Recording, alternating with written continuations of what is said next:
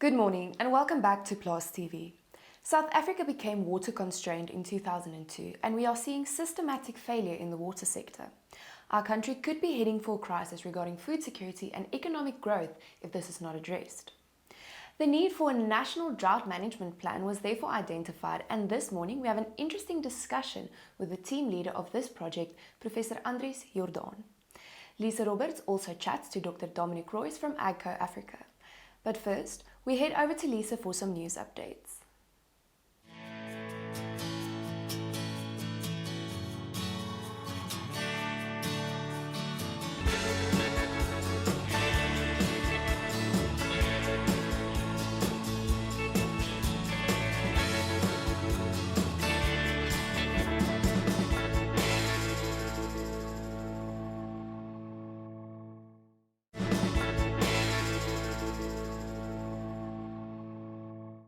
Op vandag se nuus, 'n bestuivershandves is onlangs deur Globale Suid-Afrika opgestel en deur verskeie rolspelers onderteken. Die handves is 'n onderneming van elkeen van die bedryfstipes om sekere aksies te neem om te verseker dat bye beskerm word.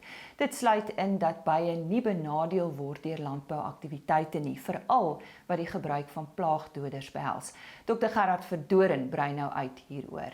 Kyk, dit is baie moeilik om daai ding te monitor. Dis 'n etiese ding. Met ander woorde, dit spreek die etiek van elke individu aan wat in die landbousektor werk. Het sy nou aan ons kant as die plaagdoderbedryf of dan aan die kant van georganiseerde landbou en die produsente hulle self. So ons pleidooi is maar eintlik aan elke boer en elke gewas adviseer en elke maatskappy wat plaagdoders vervaardig om die etiese ding te doen en te sê, maar ek moet seker maak dat my aksie wat ek vandag loods nie impak op die bye gaan hê nie. Nou een van die rolspelers in die hele handves is ook die Suid-Afrikaanse bye vereniging, die SABIO, en hulle is op die ouens vir die pak vat, want hulle bye word doodgemaak deur die verkeerde gebruik van plaagdoders, en selfs hulle het 'n onderneming gegee om te sê, maar ons gaan ons bye beter bestuur, ons gaan beter met die boere saamwerk, want baie keer is dit 'n geval van dat 'n byeboer gaan plaas 'n bye uit vir bestuiving en die gewasprodusent weet nie daarvan nie, en dan as 'n bespuiting plaasvind, dan gaan die bye dood want die twee partye het nie mekaar gepraat nie. So een van die hooftemas van die hele handves is kommunikasie tussen die byeboer wat bestuivingsdienste met sy bye verskaf en die gewasprodusent wat die bye gebruik vir bestuiving en ook sy gewas moet produseer met plaagdoders. So dit is 'n baie belangrike komponent wat ou nie moet miskyk in hierdie storie. En dit was dan Dr. Gerard Verdoren van Globale Suid-Afrika. 'n Wêreldrekordprys van R155.000 is verlede week vir 'n Angora ram by die Graafrenet Angora ram veiling behaal. Die ram is afkomstig van die Fairview Angora stoet in Aberdeen en is deur die pa en seun span Jan en Jannie Lategan geteel. Petrus en Angenay Marx van die Marwyk Angora stoet in Wolmaranstad was die kopers. Daar is ook 'n uitsonderlike seleksie stoetoeie opgeveil met die duurste kraaltjie wat teen R3.000 per ooi verkoop het. Vrystaat Landbou het die nasionale energiereguleerder van Suid-Afrika onlangs gewaarsku dat stygende elektrisiteitskoste die volhoubaarheid van bekostigbare voedselproduksie bedreig. Dit was tydens 'n bespreking oor Eskom se voorgestelde planne om die prys van elektrisiteit verder te verhoog. Volgens Jack Amer van Vrystaat Landbou is die organisasie gekant teen die voorgestelde prysstygings. Elektrisiteit is 'n belangrike insetkomponent van intensiewe voedselproduksie met veral besproeiingsboerdery, pluimvee, varkhokke, melkerye, tonnelproduksie en intensiewe vrugte- en groenteproduksie wat aansienlike elektrisiteitskoste komponente het. En dis dan vandag se nuus.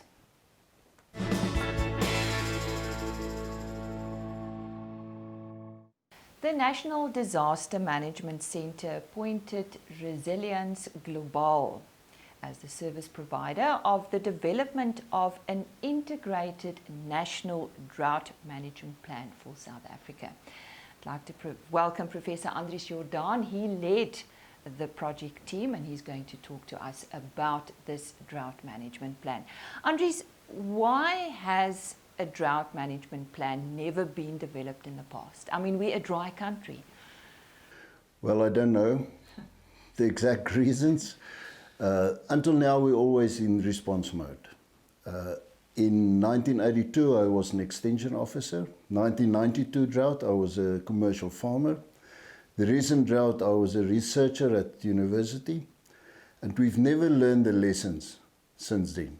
We made the same mistakes. We're always in response mode. And I think the need, worldwide, people start thinking of disaster risk reduction instead of disaster response.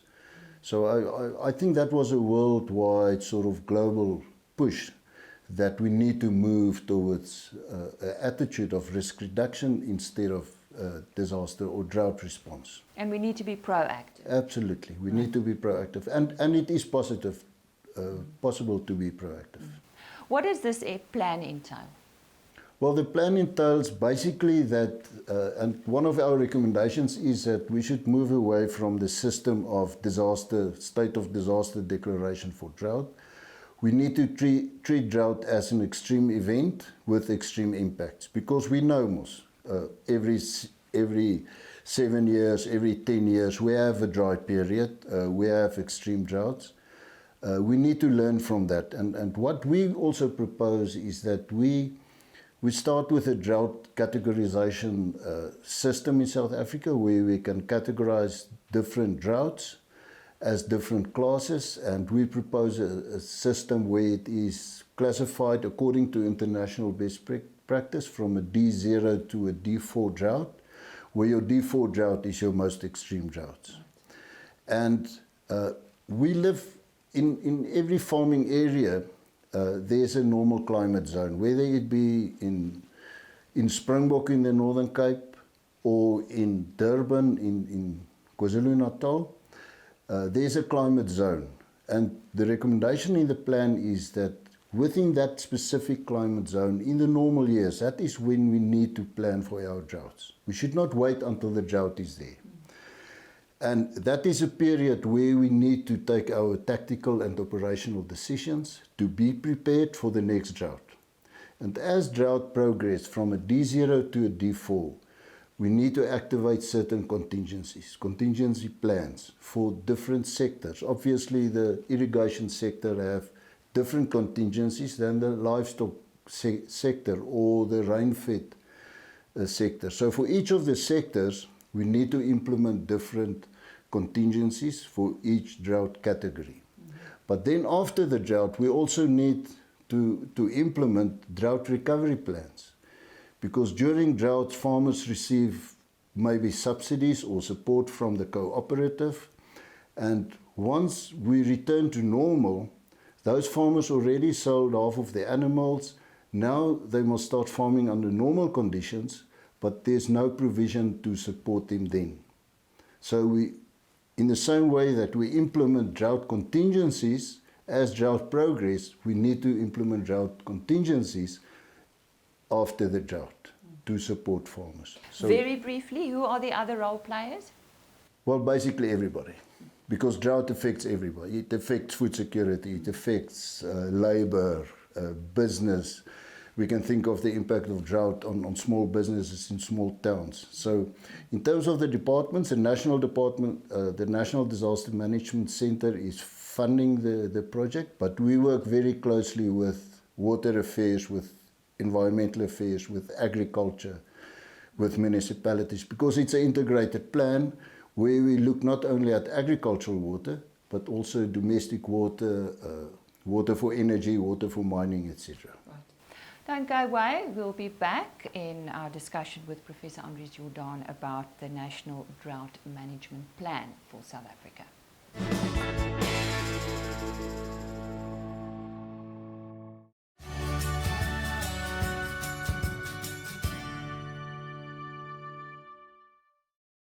Goeiedag, ek is Kristal van Franse Klerk Onafhanklike Tegniese Ontleeders.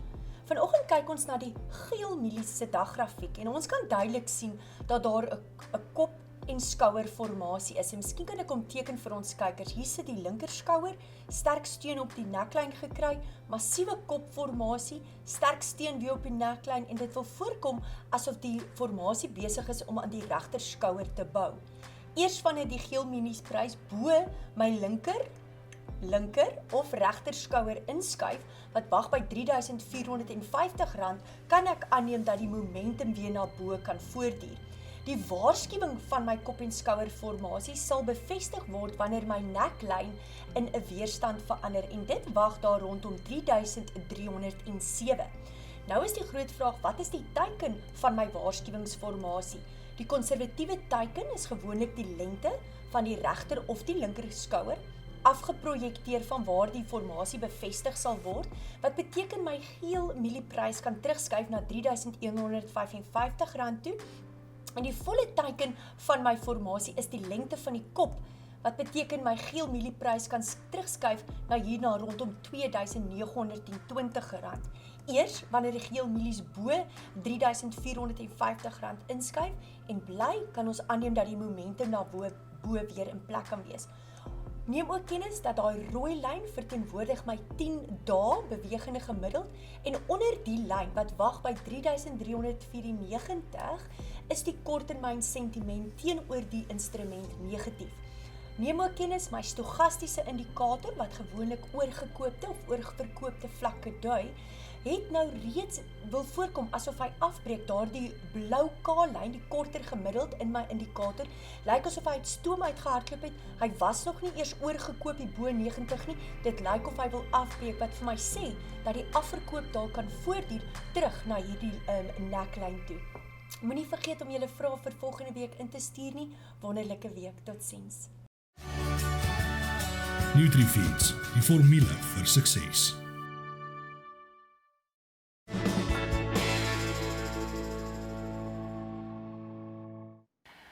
Welcome back. We are talking to Professor Andries Jordaan about a National Drought Management Plan for South Africa. Now, Andries, you were also recently contacted by the UNCCB to develop a national drought plan under the leadership of the Department of Environment. How does this differ to the drought management plan you are currently busy with? Well, it was an international project from the UNCCD to motivate countries to start developing drought plans. So in Africa, they identified, I think, 43 countries in Africa. They funded that, and that was a first stage of drought plan, a first phase, where we basically focus on environmental issues, on land degradation, because the UNCCD's mandate is to combat land degradation worldwide. So that was a purpose, and I think this drought plan is as a result of that initial initiative So from they the work UNCCD. together. Yes. Right. Is South Africa getting drier? You should know. Not really. Yes and no. We received more or less the same amount of rain over the past 100 years. We could not find any evidence that we receive less rain. There's a shift in rainfall, but it's getting warmer.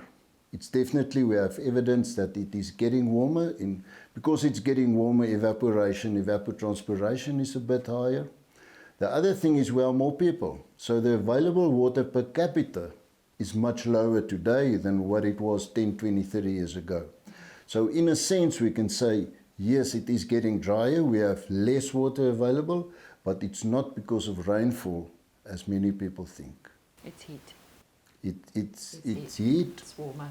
And then also land degradation is playing a big role, overgrazing of our grazelands, etc. And more people that's consuming water. Which areas or agricultural industries will be mostly affected? Well, I think all industry. If we just think of the previous drought in the Western Cape, how the wine industry was affected because of lack of water. We think of in 2015-16 season, the maize industry with rain-fed water. So then in the Northern Cape, livestock, extensive livestock production. So it depends on where the drought is, what type of drought. Everybody will be affected, and in the end we will feel it in our food prices and food security, and that will have a direct effect, especially on poor people whose bulk of salary is going to food purchasing. Before we say goodbye, how far is this plan? When will it be completed?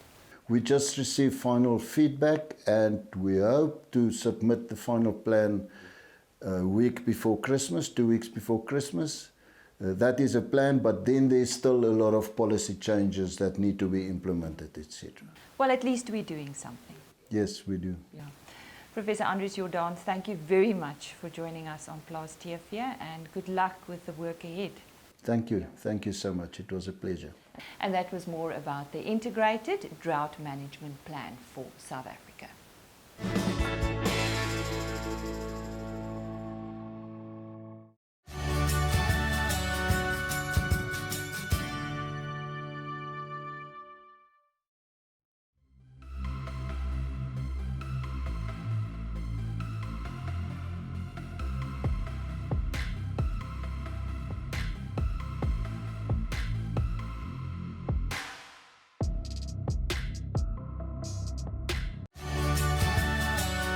Standard Bank, voluit vorentoe. AGCO Corporation, tuiste van Challenger, Vent, Massey Ferguson en Valtra. I'd like to welcome the AGCO Africa Managing Director Dominik Reus. The last time we spoke, they mentioned that from the 1st of October, customers of Challenger, Vent, Massey Ferguson and Valtra agricultural brands can now engage directly with the manufacturer. Dominik, welcome once again. This was expected to be a big change if we refer to your two-tier distribution model. Just give us an update. So we are supporting these dealerships in many ways. So we are supporting these dealerships, first of all, with having our own team on the ground, both to support them on the sales side as well as to support the dealers on the after-sales side. So making sure they are running profitable business on the after-sales side as well. But beside that, that's one topic or one area where we support them, but we're also building partnerships with other companies, helping us to provide a better service to our end customer and for our dealers. Like, for example, working on a floor plan financing solution, that the dealers have the opportunity to have the right stock machines on their own premises on the ground. So we are pleased to announce that we found an agreement with Westbank as our financial partner here in South Africa to work on a floor plan financing solution. And that is one area where we support the dealers as well. Another one is that we're supporting them with selling traded in used machines. So where we are partnering up with a marketing platform to promote the traded in machines countrywide. So that we're also partnered up and subsidizing the use of that platform for our dealers. So we are trying to support them from all different angles. So on the sales side, on the after sales side, on the system side. And then very important also to give them the right information and the right access to information very quickly. So we have shortened that information route very much. And so I think our dealers are in a very good space now. Now, the Westbank financing, how will that work? Will dealers deal directly with the bank? Yeah, Westbank is our partner, so we have an agreement with Westbank as well as the dealers, or are currently setting up the agreements with Westbank, and then we are invoicing to Westbank, and Westbank is invoicing to the dealers. Yes, that is the way it works.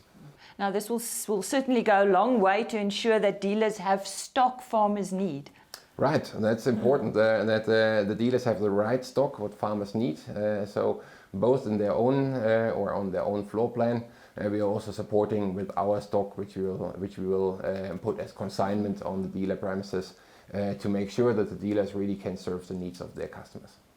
Well, to end off, what is next for AGCO in South Africa?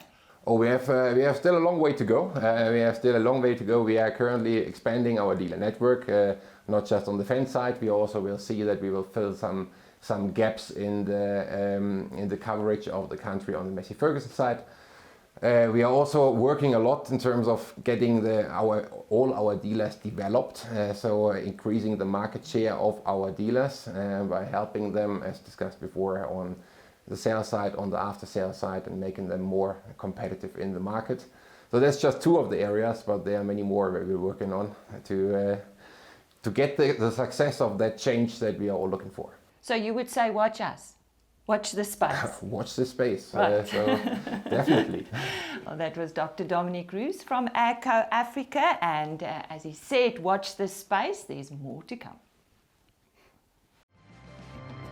AGCO Corporation, tuiste van Challenger, Vent, Massey Ferguson en Valtra.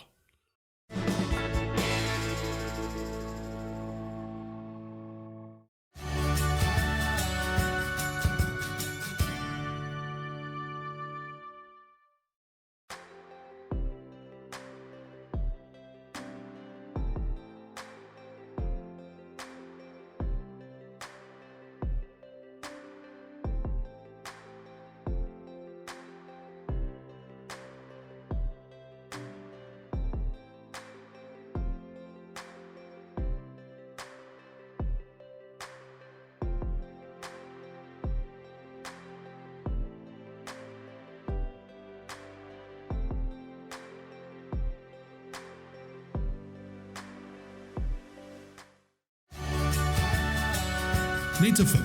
Grow more with less.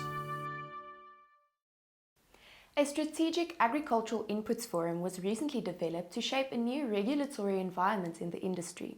Don't miss Friday's episode of Plaas TV when we chat to David Boshoff about this.